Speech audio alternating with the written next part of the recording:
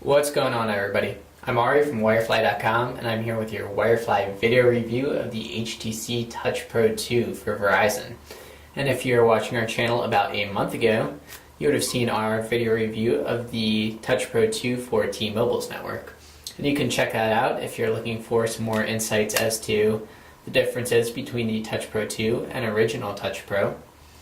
But the Touch Pro 2 is a high-end Windows mobile phone, and it's really targeted for business power users. It's running Windows Mobile 6.1 and will be upgradable to Windows Mobile 6.5. HTC is saying that will be a free upgrade. And it has the latest version of HTC's sleek Touch Flow interface. And also support for Verizon's 3G network and of course Wi-Fi. So a lot's the same on the Verizon version as on the T-Mobile version, but there are some differences, and we'll start off with a quick tour of the hardware. So on the left you can find your volume rocker, and if we turn it over to the top, you have a button that'll lock and unlock the screen, prevent accidental key presses. And on the right side, not much here. You have your pull-out stylus for use with the touchscreen, although it is a very effective resistive touchscreen, probably the best I've ever used. So it's extremely finger friendly, and you really won't ever need that stylus unless you're working with really small icons on the screen. And the screen is also 480 by 800 resolution, so an extremely crisp screen and very big at 3.6 inches. And if we flip it over to the back here, you can see you have a 3.2 megapixel camera. You also have autofocus, and also a dual speaker array here, which works with HTC's Straight Talk technology. I'll show you that in a little bit. You also have your mute key here. And you can see the outline of the globe here, which signals that it is a world phone. It's got dual band CDMA and quad band GSM. And on the bottom here, you have a 3.5mm headphone jack, which you did not see in the T-Mobile version of the Touch Pro 2. So a very nice addition there. You also have your mini USB port for charging and syncing. You also notice the color difference if you've already checked out the Touch Pro 2 for T-Mobile. T-Mobile came in a mocha color, and in my opinion this silver makes the phone look a whole lot sleeker than the mocha color. But each to their own on that front. And on the front here you have a slider that'll serve to zoom in and out on web pages and pictures. And I'll show you how that works in a little bit. You also have your Windows Mobile Start key, which will access the Start menu, and that replaces the Home key that you'd find on the T-Mobile version. Of course, your Send, End, and Back keys as well. Also, if we pop off the cover here, you can see that you have your micro SD card slot here under the cover.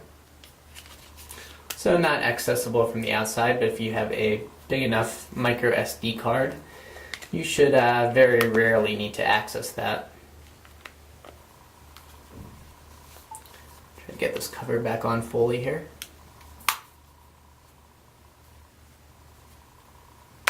There we go.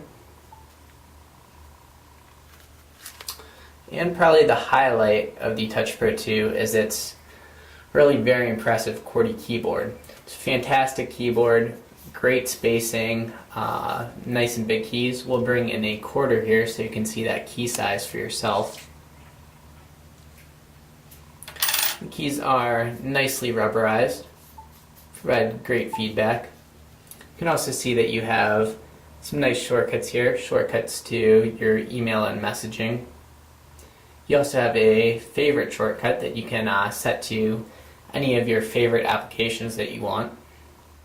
And if we get into the latest version of Touch Flow 3D, you can see that we have our time up here, also your usual notifications, missed calls, voicemails, your date. You can also tap to get into the alarm clock settings, and of course upcoming appointments as well.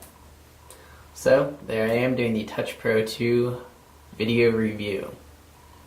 And probably the biggest change in the TouchFlow 3D interface is the People tab. So you can see here you can flick through or scroll through your favorite contacts. You can see my nice bipartisan contacts list is back. And you can tap left here to get into all of your contacts. But the biggest change here, if we get into me, since that's the only one with any information in it, you can see that you have an additional set of tabs here, which will show you all the information about a particular contact and all recent contacts with that contact. So here is your text messaging tab. All text messages with me are in that tab. All emails from me. Other data, you can link this to Facebook and also see upcoming calendar events involving that contact. And finally, your call history with that contact. So we'll back out of that and continue down into the text messages tab.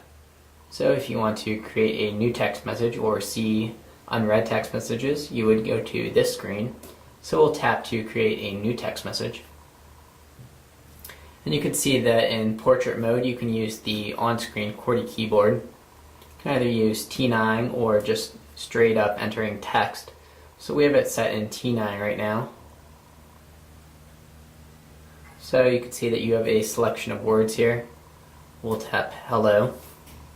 Then you can continue your message by opening up the keyboard, and it'll quickly switch into landscape mode where you can continue to type.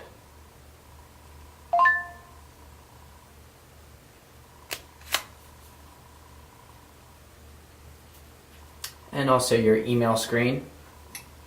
You can access your full inbox from, again, tapping left.